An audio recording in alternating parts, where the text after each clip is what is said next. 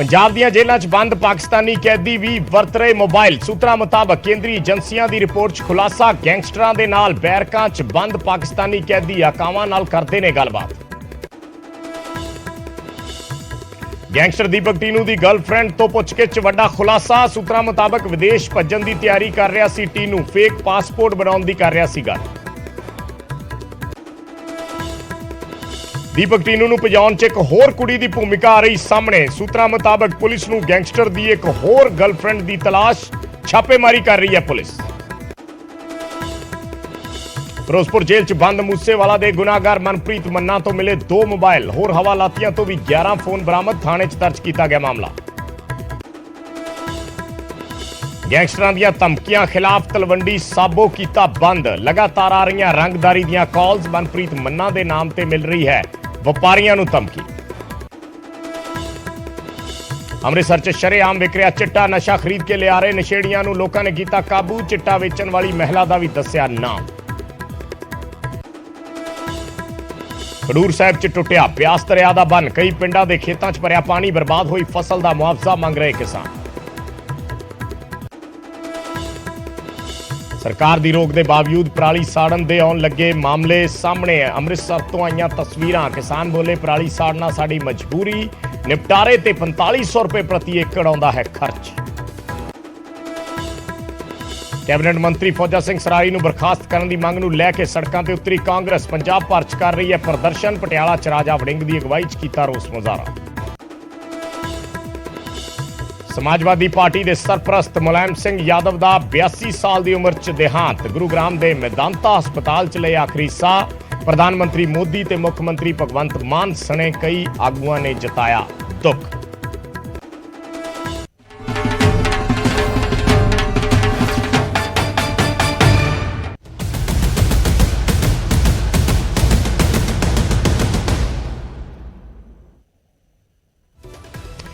सत श्री अकाल, न्यूज़ 18 पंजाब हरियाणा देख रहे सारे दर्शकों का स्वागत है। मैं हाँ विजयपाल सिंह बराड़। अज असी गल करांगे एक गैंगस्टर दे लाइफ स्टाइल दी। गैंगस्टर दीपक टीनू जिस दिन तो फरार होया एक वड्डी चर्चा का विषय बनया होया, क्योंकि जो दीपक टीनू का लाइफ स्टाइल है, जो दीपक टीनू बारे जानकारियां ने, वो एक तो एक हैरानीजनक ने कि किस तरीके नाल वो अपनी जिंदगी बतीत कर रहा सी। शुरुआत दे विच जदों ये गल सामने आई सी तां न्यूज़ 18 ने सब तो पहला दस्सिया सी कि दीपक टीनू लॉरेंस बिश्नोई नूं हथियार फड़ाउण वाला शख्स है। जे लॉरेंस बिश्नोई दे हत्थ 'च हथियार आए ने तां वो हथियार दीपक टीनू वल्लों दिते गए ने। दीपक टीनू दा वो स्थान है गैंगस्टरां दे विच। सो वार-वार जिक्र जिहड़ा होया पिछले दिनां 'च दीपक टीनू दी गर्लफ्रेंड्स दा होया। एक गर्लफ्रेंड नूं पुलिस ने गिरफ्तार कर रहा है, एक गर्लफ्रेंड दी पुलिस नूं भाल जारी है, और एक होर जानकारी आई है कि जदों 5 साल पहलां दीपक टीनू बैंगलोर च फड़िया गया सी तां उस वेले भी वो अपनी एक महिला साथी दे नाल सी, अपनी एक गर्लफ्रेंड दे नाल सी। बैंगलोर पुलिस ने उस वेले टीनू दी गिरफ्तारी की सी जदों अपने साथियों दे नाल एक होटल च लुकिया होया सी और अपनी एक महिला साथी दे नाल उसनूं होटल चों गिरफ्तार किया गया सी। सो ये दीपक टीनू दा लाइफ स्टाइल है और इसनूं लैके नवे-नवे खुलासे हो रहे हैं। इस वेले पंजाब पुलिस भी दीपक टीनू दी गर्लफ्रेंड नूं गिरफ्तार करके लैके आई है जदों बॉम्बे तो एयरपोर्ट तो एक फ्लाइट च जाण दी तैयारी कर रही सी तां उत्थे पुलिस ने उसनूं गिरफ्तार किया।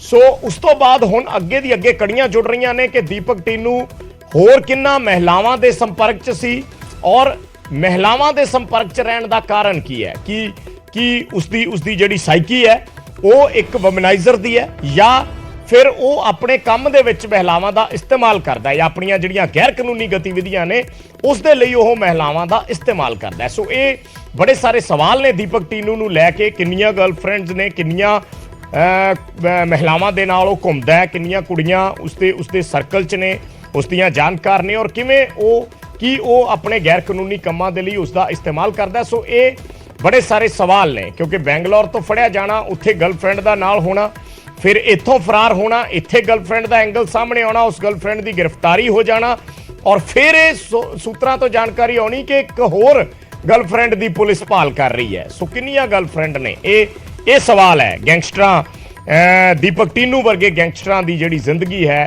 ਜੋ ਉਹਨਾਂ ਦਾ ਲਾਈਫ ਸਟਾਈਲ ਹੈ, ਜੇਲ੍ਹ 'ਚ ਰਹਿ ਕੇ ਵੀ ਜਿਹੜੇ ਲੋਕ ਲਗਜ਼ਰੀ ਜ਼ਿੰਦਗੀ ਜਿਉਂਦੇ ਆ ਔਰ ਇਸ ਤਰੀਕੇ ਨਾਲ ਆਪਣੀ ਜ਼ਿੰਦਗੀ ਬਤੀਤ ਕਰਦੇ ਆ ਔਰ ਬਾਅਦ ਦੇ ਵਿੱਚ ਪੁਲਿਸ ਦੇ ਜਿਹੜੇ ਅਧਿਕਾਰੀ ਨੇ ਉਹਨਾਂ ਨੂੰ ਵੀ ਆਪਣੇ ਝਾਂਸੇ 'ਚ ਲੈ ਕੇ ਕਿਸੇ ਨਾ ਕਿਸੇ ਤਰੀਕੇ ਜਿਵੇਂ ਮਰਜ਼ੀ ਵਰਗਲਾਇਆ ਗਿਆ ਹੋਵੇ ਮਾਨਸਾ ਦੇ CIA ਸਟਾਫ ਦੇ ਇੰਚਾਰਜ ਨੂੰ, ਪਰ ਉਸ ਦੇ ਝਾਂਸੇ ਦੇ ਵਿੱਚ ਜ਼ਰੂਰ ਆਇਆ।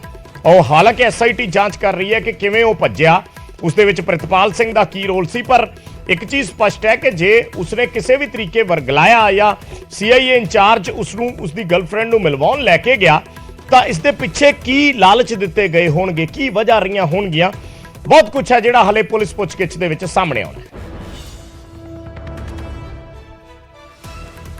ਸਿੱਧਾ ਚੱਲਦੇ ਆ, ਸਾਡੇ ਸਹਿਯੋਗੀ ਮਨੋਜ ਰਾਠੀ ਜੁੜ ਰਹੇ ਨੇ ਲਾਈਵ ਗੱਲਬਾਤ ਦੇ ਲਈ।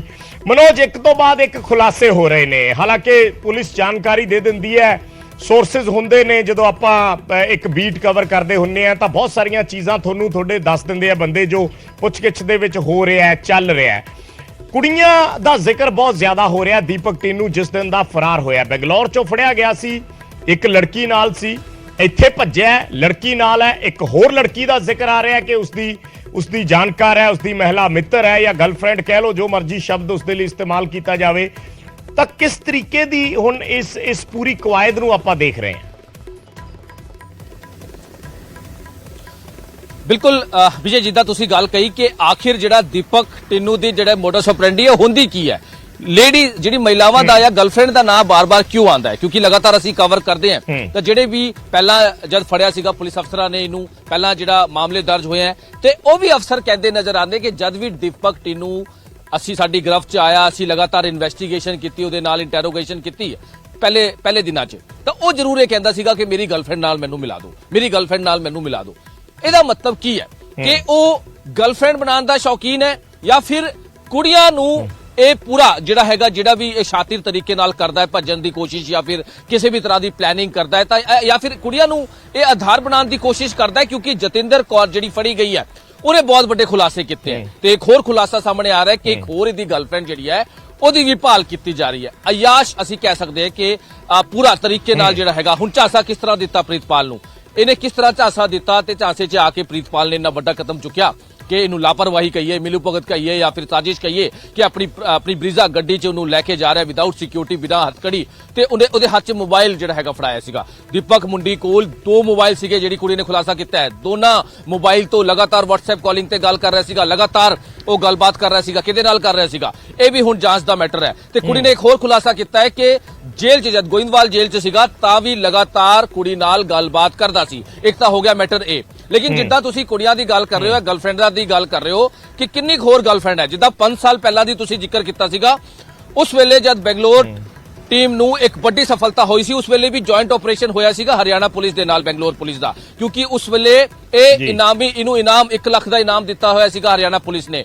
ਉਹਦੇ ਵਿੱਚ ਵੀ ਇੱਕ ਵੱਡਾ ਕਾਂਡ ਕਰਕੇ, ਇੱਕ ਮਰਡਰ ਕਰਕੇ ਭੱਜਿਆ ਸੀਗਾ ਤੇ ਉੱਥੇ ਵੀ ਇੱਕ ਹੋਟਲ ਦੇ ਰੂਮ 'ਚ ਇੱਕ ਕੁੜੀ ਨਾਲ ਉਹਨੂੰ ਅਰੈਸਟ ਕੀਤਾ ਸੀਗਾ। ਉਸ ਵੇਲੇ ਵੀ ਹਰਿਆਣਾ ਪੁਲਿਸ ਤੇ ਬੰਗਲੌਰ ਪੁਲਿਸ ਦਾ ਜਿਹੜਾ ਜੁਆਇੰਟ ਆਪਰੇਸ਼ਨ, ਉਸ ਵੇਲੇ ਵੀ ਕੁੜੀ ਦਾ ਕਨੈਕਸ਼ਨ ਸਾਹਮਣੇ ਆਇਆ ਸੀਗਾ ਕਿ ਇਹਦੀ ਜਿਹੜੀ ਗਰਲਫ੍ਰੈਂਡਸ ਹੈ ਕੁੜੀਆਂ, ਉਹ ਕਿਸ ਤਰ੍ਹਾਂ ਬਣਦੀ ਹੈ, ਕਿਸ ਤਰ੍ਹਾਂ ਇਹ ਮੋਹਰਾ ਜਿਹੜਾ ਉਹ ਬਣਾਉਂਦਾ ਹੈ। ਬਹੁਤ ਸਾਰੀ ਚੀਜ਼ਾਂ ਨੇ, ਕਿਉਂਕਿ ਲਗਾਤਾਰ ਪੁੱਛਗਿੱਛ 'ਚ ਚੀਜ਼ਾਂ ਆ ਰਹੀ ਹੈ ਕਿ ਦੀਪਕ ਟਿੰਨੂ ਇਹ ਕੈਟੇਗਰੀ ਦਾ ਜਿਹੜਾ ਗੈਂਗਸਟਰ ਹੈ ਉਹ ਬਹੁਤ ਹੀ ਸ਼ਾਤਿਰ ਤਰੀਕੇ ਨਾਲ ਜਿਹੜੀ ਹੁਣ ਇਹ ਫਰਾਰ ਹੋਇਆ, ਇਹਦੇ ਵਿੱਚ ਵੀ ਬਹੁਤ ਚੀਜ਼ਾਂ, ਬਹੁਤ ਪਲੈਨਿੰਗ, ਬਹੁਤ ਰੈਕੀ ਜਿਹੜੀ ਹੈ ਉਹ ਲਗਾਤਾਰ ਹੋਈ ਹੈ। ਸੇਮ ਡੇ ਸਾਰੀ ਚੀਜ਼ਾਂ ਨਹੀਂ ਹੋਈਆਂ। ਜਿਵੇਂ ਹੁਣ ਇਸ ਕੁੜੀ ਨੂੰ ਬੰਬੇ ਤੋਂ ਗ੍ਰਿਫਤਾਰ ਕੀਤਾ ਗਿਆ ਹੈ, ਬੰਬੇ 에ਅਰਪੋਰਟ ਤੋਂ ਗ੍ਰਿਫਤਾਰ ਕੀਤਾ ਗਿਆ ਹੈ, ਤਾਂ ਕੀ ਹੁਣ ਦੀਪਕ ਟਿੰਨੂ ਹਲੇ ਹਿੰਦੁਸਤਾਨ 'ਚ ਹੀ ਹੈ, ਭਾਰਤ 'ਚ ਹੀ ਹੈ, ਇਹ ਸਮਝਿਆ ਜਾਵੇ ਜਾਂ ਵਿਦੇਸ਼ ਭੱਜ ਚੁੱਕਿਆ ਹੈ? ਕੁਝ ਪਤਾ ਚੱਲ ਪਾਇਆ? ਦੇਖੋ ਵਿਜੇ, ਇਹਦੇ ਵਿੱਚ ਬਹੁਤ ਅਹਿਮ ਜਿਹੜਾ ਹੈਗਾ ਸੁਰਾਗ ਜਿਹੜੀ ਪੁਲਿਸ ਨੂੰ ਮਿਲਿਆ ਤੇ ਪੁੱਛਗਿੱਛ ਕਈ ਜਿਹੜੇ ਕਲੂਜ਼ ਜਿਹੜੇ ਆ ਪੁਲਿਸ ਨੂੰ ਮਿਲੇ ਆ। ਕੁੜੀ ਇਹ ਬਾਰ-ਬਾਰ ਕਹਿੰਦੀ ਨਜ਼ਰ ਆ ਰਹੀ ਹੈ, ਪੁੱਛ ਜਿਹੜੀ ਇੰਟਰੋਗੇਸ਼ਨ ਹੋ ਰਹੀ ਹੈ ਕਿ ਦੀਪਕ ਟਿੰਨੂ ਲਗਾਤਾਰ ਫੋਨ ਤੇ ਵਿਦੇਸ਼ ਭੱਜਣ ਦੀ ਗੱਲ ਕਰ ਰਿਹਾ ਸੀਗਾ, ਫੇਕ ਪਾਸਪੋਰਟ ਦੀ ਗੱਲ ਕਰ ਰਿਹਾ ਸੀਗਾ। ਹੁਣ ਦੇਖੋ ਕਿਸ ਤਰ੍ਹਾਂ ਸਿੱਧੂ ਮੂਸੇਵਾਲਾ ਦਾ ਥੋੜਾ ਜਿਹਾ ਐਗਜ਼ਾਮਪਲ ਲੈ ਲਈਏ ਕਿ ਸਚਿਨ ਥਾਪਨ ਤੇ ਅਨਮੋਲ ਬਿਸ਼ਨੋਈ, ਇਹ ਪੂਰੀ ਜਦ ਪਲੈਨਿੰਗ ਹੋਈ ਸੀ ਤੇ ਲਾਰੈਂਸ ਬਿਸ਼ਨੋਈ ਨੇ ਆਪਣੇ ਭਰਾ ਸਚਿਨ ਤੇ ਅਨਮੋਲ ਨੂੰ ਫੇਕ ਪਾਸਪੋਰਟ ਬਣਾ ਕੇ ਦਿੱਲੀ ਦਾ ਇੱਕ ਫਰੀਦਾਬਾਦ ਦਾ ਐਡਰੈਸ ਬਣਾ ਕੇ ਉਹਨਾਂ ਨੂੰ ਜਿਹੜਾ ਹੈਗਾ ਉਹ ਵਿਦੇਸ਼ ਭਜਾ ਦਿੱਤਾ ਸੀਗਾ।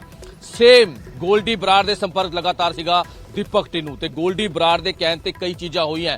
ਜਿਹੜਾ ਖੁਲਾਸਾ ਇਸ ਕੁੜੀ ਨੇ ਕੀਤਾ ਹੈ, ਜਿਹੜਾ ਖੁਲਾਸਾ ਇਹ ਕੁੜੀ ਕਰ ਰਹੀ ਹੈ 5 ਦਿਨ ਦੇ ਰਿਮਾਂਡ 'ਚ ਕਿ ਇਹ ਉਹ ਵਿਦੇਸ਼ ਭੱਜਣ ਦੀ ਫਿਰਾਕ 'ਚ ਸੀਗਾ, ਵਿਦੇਸ਼ ਭੱਜਣ ਦੀ ਬਾਰ-ਬਾਰ ਗੱਲ ਕਰ ਰਿਹਾ ਸੀਗਾ। ਕਿਹਦੇ ਨਾਲ ਕਰ ਰਿਹਾ ਸੀਗਾ ਇਹ ਮੈਨੂੰ ਨਹੀਂ ਪਤਾ, ਲੇਕਿਨ ਫੇਕ ਪਾਸਪੋਰਟ ਦੀ ਗੱਲ ਹੋ ਰਹੀ ਸੀ, ਵਿਦੇਸ਼ ਭੱਜਣ ਦੀ ਗੱਲ ਹੋ ਰਹੀ ਸੀ। ਇਹਦਾ ਮਤਲਬ ਬਹੁਤ ਵੱਡੀ ਪਲੈਨਿੰਗ ਹੋਈ ਸੀ, ਬਹੁਤ ਵੱਡੀ ਪਲੈਨਿੰਗ ਹੋਈ ਸੀ। ਦੀਪਕ ਟਿੰਨੂ ਨੇ ਬਹੁਤ ਵੱਡੀ ਪਲੈਨਿੰਗ ਕੀਤੀ ਹੈ, ਉਹ ਵੀ ਜੇਲ੍ਹ 'ਚ ਬਹਿ ਕੇ। ਇਸ ਕਰਕੇ 5ਵੀਂ ਵਾਰ ਝਾਂਸਾ ਦਿੱਤਾ ਗਿਆ ਪ੍ਰੀਤਪਾਲ ਨੂੰ ਕਿ ਪ੍ਰੋਡਕਸ਼ਨ ਵਾਰੰਟ ਤੇ ਮੈਨੂੰ ਲੈ ਕੇ ਆਓ, ਮੈਂ ਤੁਹਾਡੀ ਰਿਕਵਰੀ ਕਰਾਉਂਗਾ। AK-47 ਦੀ ਰਿਕਵਰੀ ਵੱਡੀ ਖੇਪ ਆਉਣ ਵਾਲੀ ਹੈ, RDX ਦੀ ਵੱਡੀ ਖੇਪ ਆਉਣ ਵਾਲੀ ਹੈ, ਇਸ ਕਰਕੇ ਮੈਂ ਤੁਹਾਡੀ ਰਿਕਵਰੀ ਕਰਾਉਂਗਾ। ਲੇਕਿਨ ਉਹ ਸਿਰਫ ਔਰ ਸਿਰਫ ਇੱਕ ਸਾਜ਼ਿਸ਼ ਦਾ ਉਹ ਸੀਗਾ, ਇੱਕ ਪੂਰਾ ਝਾਂਸਾ ਦਿੱਤਾ ਗਿਆ ਔਰ ਪ੍ਰੀਤਪਾਲ ਨਾਲ ਨਜ਼ਦੀਕੀਆਂ ਜਿਹੜੀ ਬਣਾਈ ਗਈ ਹੈ। ਕਿਉਂਕਿ ਇਹ 5ਵੀਂ ਵਾਰ ਇਹਨੂੰ ਪ੍ਰੋਡਕਸ਼ਨ ਸਿੱਧੂ ਮੂਸੇਵਾਲੇ ਦੇ ਮਰਡਰ ਤੋਂ ਬਾਅਦ 5ਵੀਂ ਵਾਰ ਇਹਨੂੰ ਪ੍ਰੋਡਕਸ਼ਨ ਵਾਰੰਟ ਤੇ ਲੈ ਕੇ ਆਈ ਸੀ ਮਾਨਸਾ ਪੁਲਿਸ CI ਇੰਚਾਰਜ। ਯਾਨੀ ਕਿ ਪਹਿਲੀ ਵਾਰੀ ਜਿਹੜੇ ਪੁਲਿਸ ਸੋਰਸ ਸੀ ਸਾਨੂੰ ਜਾਣਕਾਰੀ ਦੇ ਰਹੇ ਕਿ ਜਦ ਇਹ ਪਹਿਲੀ ਵਾਰੀ ਇਹਨੂੰ ਪ੍ਰੋਡਕਸ਼ਨ ਵਾਰੰਟ ਤੇ ਲੈ ਕੇ ਆਏ ਸੀ ਤਾਂ ਪ੍ਰੀਤਪਾਲ ਨਾਲ ਇਹਦੀ ਜਿਹੜੀ ਨਜ਼ਦੀਕੀਆਂ ਹੈ ਉਹ ਲਗਾਤਾਰ ਬਣ ਰਹੀ ਸੀ, ਲਗਾਤਾਰ ਇਹਦੇ ਨਾਲ ਜਿਹੜੀ ਨਜ਼ਦੀਕੀਆਂ ਉਹਨੇ ਬਣਾਈ। ਹੁਣ ਇਹ ਉਹਦੀ ਪਲੈਨਿੰਗ ਸੀ। ਇਹ ਸਮਝਣ ਵਾਲੀ ਗੱਲ ਹੈ ਕਿ ਵਿਜੇ ਕਿਸ ਤਰ੍ਹਾਂ ਇਹਨੇ ਪਲੈਨਿੰਗ ਕੀਤੀ। ਯਾਨੀ ਮਨੋਜ ਜਿਹੜੀ ਹੁਣ ਵੀ ਜਾਣਕਾਰੀ ਨਿਕਲ ਕੇ ਆ ਰਹੀ ਹੈ, ਜਿਹੜੀ ਹੁਣ ਵੀ ਜਾਣਕਾਰੀ ਨਿਕਲ ਕੇ ਆ ਰਹੀ ਹੈ, ਜਦੋਂ ਪ੍ਰੀਤਪਾਲ ਇਹਨੂੰ ਘੁਮਾ ਰਿਹਾ ਸੀ ਹੁਣ ਲੈ ਕੇ ਆਇਆ, ਹੁਣ ਵੀ ਇਸ ਨੂੰ ਮੂਸੇਵਾਲਾ ਕੇਸ ਦੇ ਵਿੱਚ ਨਹੀਂ ਲਿਆਂਦਾ ਗਿਆ ਸੀ, ਐਵੇਂ ਹੀ ਕੋਈ ਛੋਟਾ-ਮੋਟਾ ਕੇਸ ਸੀ ਜਿਸ ਦੇ ਵਿੱਚ ਹੁਣ ਪ੍ਰੋਡਕਸ਼ਨ ਵਾਰੰਟ ਤੇ ਲਿਆ ਗਿਆ ਸੀ ਜਦੋਂ ਭੱਜਿਆ ਹੈ। ਬਿਲਕੁਲ SSP ਨੇ ਵੀ ਇਹਦੀ ਪੁਸ਼ਟੀ ਕੀਤੀ ਹੈ। ਲਗਾਤਾਰ ਅਸੀਂ ਗੱਲਬਾਤ ਕਰ ਰਹੇ ਅਧਿਕਾਰੀ ਨਾਲ। ਸਰਦੂਲਗੜ੍ਹ 'ਚ ਇੱਕ ਮਾਮਲਾ ਸੀਗਾ, ਜਿਹੜੇ ਇਲੀਗਲ ਵੈਪਨ ਜਿਹੜੇ ਫੜੇ ਗਏ ਸੀ, ਉਸ ਕੇਸ 'ਚ ਇਹਨੇ ਕਿਹਾ ਸੀਗਾ ਕਿ ਮੈਂ ਤੁਹਾਡੀ ਰਿਕਵਰੀ ਕਰਾਵਾਂਗਾ। ਹੁਣ ਪੂਰੀ ਪਲੈਨਿੰਗ ਸੀ ਇਹ ਬੜੇ ਸ਼ਾਤਿਰ ਤਰੀਕੇ ਨਾਲ, ਬੜੇ ਹੀ ਸ਼ਾਤਿਰ ਤਰੀਕੇ ਨਾਲ ਪੂਰੀ ਪਲੈਨਿੰਗ ਕਰਨ ਤੋਂ ਬਾਅਦ ਦੀਪਕ ਟਿੰਨੂ ਨੇ ਗੋਇੰਦਵਾਲ ਜੇਲ੍ਹ 'ਚ ਪੂਰੀ ਪਲੈਨਿੰਗ ਤੋਂ ਬਾਅਦ, ਵਿਜੇ ਤੁਹਾਨੂੰ ਯਾਦ ਹੋਣਾ ਕਿ ਜਿਸ ਦਿਨ ਇਹ ਫਰਾਰ ਹੋਇਆ ਉਸ ਤੋਂ 20 ਦਿਨ 25 ਦਿਨ ਪਹਿਲਾਂ ਕਰੀਬ ਦੀਪਕ ਟਿੰਨੂ ਤੇ ਪ੍ਰੇਵਿਤ ਫੌਜੀ ਦੀ ਬੈਰਕ 'ਚ 4 ਮੋਬਾਈਲ ਰਿਕਵਰ ਹੋਏ ਸੀਗੇ। ਪੁਲਿਸ ਨੇ ਰਿਕਵਰ ਕੀਤੇ ਸੀ, ਮਾਮਲਾ ਵੀ ਦਰਜ ਹੋਇਆ ਸੀਗਾ। ਉਸ ਵੇਲੇ ਵੀ ਅਸੀਂ ਖਬਰ ਕੀਤੀ ਸੀ ਕਿ 4 ਮੋਬਾਈਲ ਪ੍ਰੇਵਿਤ ਫੌਜੀ ਤੇ ਦੀਪਕ ਟਿੰਨੂ ਦੀ ਬੈਰਕ 'ਚੋਂ ਮਿਲੇ ਆ। ਬੜੀ ਹੈਰਾਨ ਕਰ ਦੇਣੇ ਵਾਲੀ ਗੱਲ ਹੈ ਜਿਹੜੀ ਕੁੜੀ ਨੇ ਵੀ ਖੁਲਾਸੇ ਕੀਤੇ ਜਤਿੰਦਰ ਕੌਰ ਨੇ ਕਿ ਲਗਾਤਾਰ ਕੰਟੀਨਿਊ ਦੀਪਕ ਟਿੰਨੂ ਉਹਦੇ ਨਾਲ ਮੋਬਾਈਲ ਤੇ ਗੱਲ ਕਰਦਾ ਸੀਗਾ ਜੇਲ੍ਹ 'ਚ ਬਹਿ ਕੇ। ਜੇਲ੍ਹ ਪ੍ਰਸ਼ਾਸਨ ਤੇ ਵੱਡੇ ਸਵਾਲ, ਬਹੁਤ ਸਾਰੇ ਸਵਾਲ ਖੜੇ ਹੁੰਦੇ ਕਿ ਆਖਿਰ ਇਸ ਤਰ੍ਹਾਂ ਦੇ ਜਿਹੜੇ ਵੱਡੇ ਗੈਂਗਸਟਰ ਨੇ, ਇਹ ਕੈਟੇਗਰੀ ਦੇ ਜਿਹੜੇ ਗੈਂਗਸਟਰ ਹੈ ਉਹ ਆਰਾਮ ਨਾਲ ਫੋਨ ਤੇ ਗੱਲ ਕਰਦੇ ਆ ਤੇ ਫੋਨ ਤੇ ਹੀ ਇਹ ਸਾਰੀ ਪਲੈਨਿੰਗ ਹੋਈ ਕਿਸ ਤਰ੍ਹਾਂ ਹੈ। ਇਹ ਪੂਰੀ ਪਲੈਨਿੰਗ ਜਿਹੜੀ ਹੈ ਇਹ ਫੋਨ ਤੇ ਹੀ ਹੋਈ ਹੈ। ਇਹ ਪੂਰੀ ਜਿਹੜੀ ਪਲੈਨਿੰਗ ਹੈ, ਰੈਕੀ ਹੈ, ਇਹ ਪੂਰੀ ਹੋਈ ਹੈ ਸੇਮ ਸਿੱਧੂ ਮੂਸੇਵਾਲੇ ਦੇ ਮਰਡਰ ਦੀ ਜਿਹੜੀ ਪਲੈਨਿੰਗ ਹੈ। ਸੋ ਮਨੋਜ ਜੀ ਇਸ ਤਰੀਕੇ ਨਾਲ ਪਲੈਨਿੰਗ ਕੀਤੀ ਗਈ ਹੈ, ਜੇ ਐਡੇ ਵੱਡੇ ਤਰੀਕੇ ਤੇ ਪਲੈਨਿੰਗ ਕੀਤੀ ਗਈ ਹੈ, ਪਹਿਲਾਂ ਹੀ ਕਰ ਲਈ ਗਈ ਸੀ ਕਿ ਕਿਵੇਂ ਕਰਨਾ ਹੈ, ਕਿਵੇਂ ਪ੍ਰੋਡਕਸ਼ਨ ਵਾਰੰਟ ਤੇ ਜਾਣਾ ਹੈ, ਕਿਵੇਂ ਝਾਂਸੇ ਦੇ ਵਿੱਚ ਲੈਣਾ ਹੈ ਅਧਿਕਾਰੀਆਂ ਨੂੰ ਜਾਂ ਲਾਲਚ ਦੇ ਵਿੱਚ ਲੈਣਾ ਹੈ ਪ੍ਰਿਤਪਾਲ ਵਰਗਿਆਂ ਨੂੰ। ਤਾਂ ਇਹਦਾ ਮਤਲਬ ਫਿਰ ਇਸ ਚੀਜ਼ ਦੀਆਂ ਸੰਭਾਵਨਾਵਾਂ ਵੱਧ ਜਾਂਦੀਆਂ ਕਿ ਉਸਨੇ ਆਪਣਾ ਫਿਰ ਵਿਦੇਸ਼ ਭੱਜਣ ਦਾ ਜੁਗਾੜ ਵੀ ਪਹਿਲਾਂ ਤਿਆਰ ਕੀਤਾ ਹੋਏਗਾ।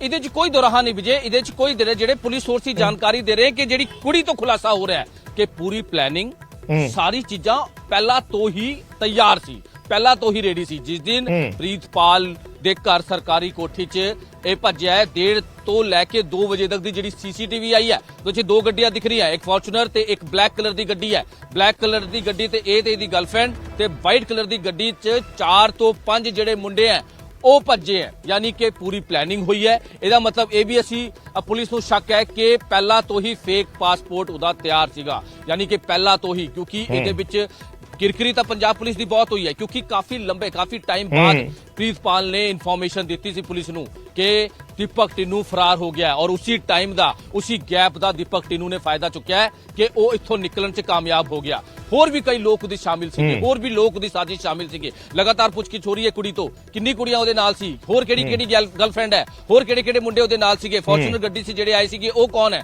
ਉਹ ਵੀ ਗੈਂਗ ਇਹਦੇ ਨਾਲ ਦੇ ਹੀ ਸੀਗੇ, ਉਹੀ ਇਹਦੇ ਨਾਲ ਦੇ ਟੀਮ ਦੇ ਬੰਦੇ ਸੀਗੇ ਜਿਨ੍ਹਾਂ ਨੇ ਸਾਰੀ ਚੀਜ਼ਾਂ ਮੁਹੱਈਆ ਕਰਾਈ। ਉਹਨਾਂ ਨੂੰ ਲਿਜਾਣ ਦੀ, ਕਿੱਥੇ ਉਹ ਗਿਆ ਔਰ ਕਿੱਥੇ ਉਹਨੇ ਪਨਾਹ ਲਿੱਤੀ, ਸਿੱਧਾ ਹੀ ਉਹ ਕਿੱਥੇ ਗਿਆ, ਇਹ ਸਾਰੀ ਚੀਜ਼ਾਂ ਦਾ ਹੁਣ ਖੁਲਾਸਾ ਜਿਹੜਾ ਉਹ ਕੁੜੀ ਕਰਦੀ ਨਜ਼ਰ ਆ ਰਹੀ ਹੈ।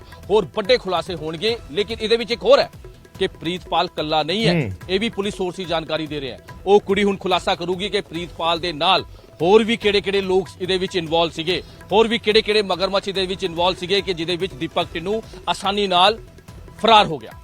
ਵਿਜੇ ਠੀਕ ਹੈ, ਧੰਨਵਾਦ ਬਰੋਜ, ਧੰਨਵਾਦ ਇਸ ਜਾਣਕਾਰੀ ਦੇ ਲਈ। ਤਾਂ ਸਾਡੇ ਸਹਿਯੋਗੀ ਮਨੋਜ ਰਾਠੀ ਜਿਸ ਤਰੀਕੇ ਨਾਲ ਜਾਣਕਾਰੀ ਦੇ ਰਹੇ ਨੇ ਕਿ ਦੀਪਕ ਟੀਨੂ ਭੱਜਿਆ ਕਿਵੇਂ। ਹੁਣ ਇਹ ਸਭ ਤੋਂ ਵੱਡੇ ਸਵਾਲ ਇਹ ਨੇ। ਇਹ ਜਿਹੜੀ ਗਰਲਫ੍ਰੈਂਡ ਇਸ ਵੇਲੇ ਪੁਲਿਸ ਦੀ ਹਿਰਾਸਤ ਦੇ ਵਿੱਚ ਹੈ, ਉਹ ਇਹ ਰਾਜ ਖੋਲੇਗੀ ਸਵਾਲਾਂ ਦੇ ਨਾਲ ਜਦੋਂ ਉਸ ਦਾ ਸਾਹਮਣਾ ਹੋ ਰਿਹਾ ਕਿ ਟੀਨੂ ਭੱਜਣ 'ਚ ਕਾਮਯਾਬ ਕਿਵੇਂ ਹੋਇਆ, ਟੀਨੂ ਨੂੰ ਭਜਾਉਣ 'ਚ ਕਿੰਨੇ ਲੋਕ ਸ਼ਾਮਲ ਸੀ, ਪੁਲਿਸ ਦੀਆਂ ਕਿਹੜੀਆਂ ਕਾਲੀਆਂ ਭੇਡਾਂ ਇਸ 'ਚ ਸ਼ਾਮਲ ਸੀ, ਕਦੋਂ ਤੋਂ ਟੀਨੂ ਭੱਜਣ ਦਾ ਪਲਾਨ ਬਣਾ ਰਿਹਾ ਸੀ।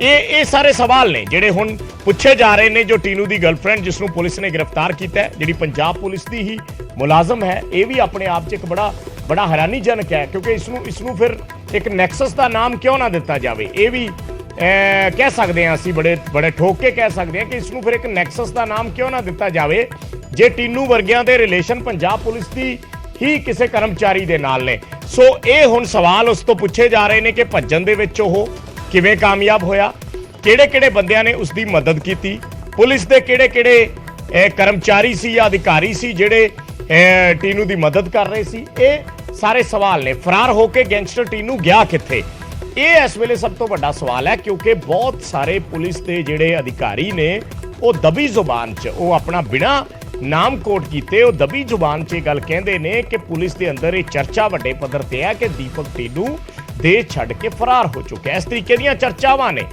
ਪਰ ਉਹਦੀ ਜਿਹੜੀ ਗਰਲਫ੍ਰੈਂਡ ਤੋਂ ਹੁਣ ਤੱਕ ਪੁੱਛਗਿੱਛ ਹੋਈ ਹੈ, ਉਹਨੇ ਕਿਹਾ ਕਿ ਦੀਪਕ ਟੀਨੂ ਭੱਜਣ ਦੀ ਫਿਰਾਕ 'ਚ ਸੀ। ਤਾਂ ਇਸ ਦਾ ਮਤਲਬ ਇਹ ਹੈ ਕਿ ਉਹ ਹਲੇ ਹਿੰਦੁਸਤਾਨ 'ਚ ਹੈ, ਨਹੀਂ ਭੱਜਿਆ। ਸੋ ਹੁਣ ਪੁਲਿਸ ਇਹਨਾਂ ਕੜੀਆਂ ਨੂੰ ਕਿਵੇਂ ਜੋੜੇਗੀ, ਕਿਵੇਂ ਉਸ ਦੀ ਐਗਜ਼ੈਕਟ ਲੋਕੇਸ਼ਨ ਪਤਾ ਕਰੇਗੀ ਕਿ ਉਹ ਕਿੱਥੇ ਹੈ ਤੇ ਕਿਵੇਂ ਉਸ ਨੂੰ ਫੜ ਕੇ ਲੈ ਕੇ ਆਏਗੀ, ਕਿਉਂਕਿ ਇਸ ਪੂਰੇ ਮਾਮਲੇ ਦੇ ਵਿੱਚ ਪੁਲਿਸ ਦੀ ਕਿਰਕਰੀ ਬਹੁਤ ਹੋਈ ਹੈ।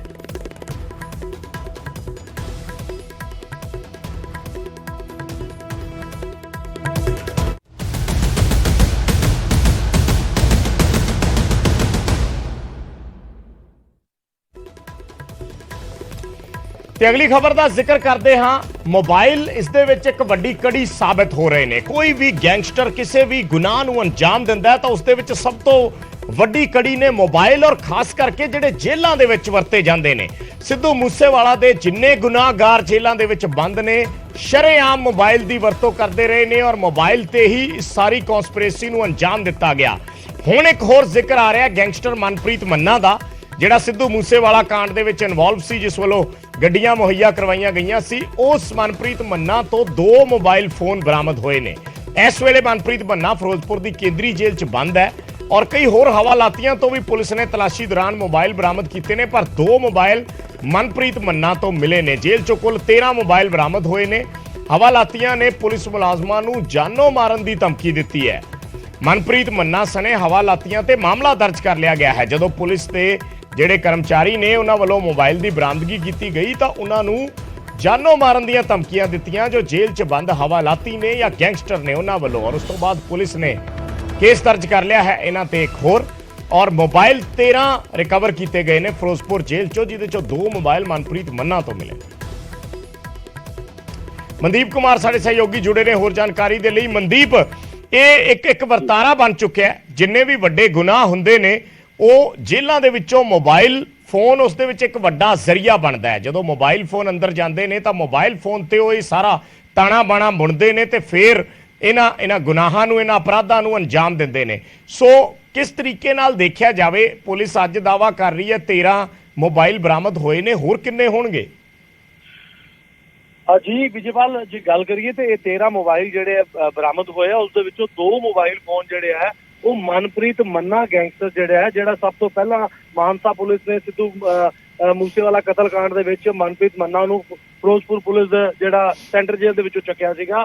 ਉਸ ਤੋਂ ਲਗਾਤਾਰ 2 ਵਾਰ ਪਹਿਲਾਂ ਵੀ ਜਿਹੜੇ ਮਨਪ੍ਰੀਤ ਮੰਨਾ ਕੋਲੋਂ ਮੋਬਾਈਲ ਫੋਨ ਬਰਾਮਦ ਹੋਇਆ, ਔਰ ਅੱਜ ਇੱਕ ਵਾਰ ਫਿਰ ਮਨਪ੍ਰੀਤ ਮੰਨਾ ਕੋਲੋਂ 2 ਜਿਹੜੇ ਸਕਰੀਨ ਟੱਚ ਫੋਨ ਜਿਹੜੇ ਆ ਉਹ ਬਰਾਮਦ ਕੀਤੇ ਗਏ। ਔਰ ਉਸ ਤੋਂ ਬਾਅਦ ਜਦੋਂ 2 ਮੋਬਾਈਲ ਫੋਨ ਬਰਾਮਦ ਕੀਤੇ ਗਏ ਤੇ ਕਾਫੀ ਉੱਥੇ ਝਗੜਾ ਵੀ ਹੋਇਆ। ਮਨਪ੍ਰੀਤ ਮੰਨਾ ਜਿਹੜਾ ਉਸਨੇ ਜਿਹੜਾ ਅਧਿਕਾਰੀਆਂ ਤੇ ਕਰਮਚਾਰੀਆਂ ਨੂੰ ਜਾਨੋਂ ਮਾਰਨ ਦੇਣ ਦੀ ਧਮਕੀ ਵੀ ਦਿੱਤੀ, ਜੋ ਜੇਲ੍ਹ ਪ੍ਰਸ਼ਾਸਨ ਵੱਲੋਂ ਲਿਖਤੀ ਜਿਹੜਾ ਫਿਰੋਜ਼ਪੁਰ ਥਾਣਾ ਸਿਟੀ ਦੇ ਵਿੱਚ ਲਿਖ ਕੇ ਭੇਜਿਆ ਗਿਆ ਕਿ ਇਹਨਾਂ ਨੇ ਸਾਨੂੰ ਜਾਨੋਂ ਮਾਰਨ ਦੀ ਜਿਹੜੀ ਹੈ ਧਮਕੀ ਵੀ ਦਿੱਤੀ ਗਈ।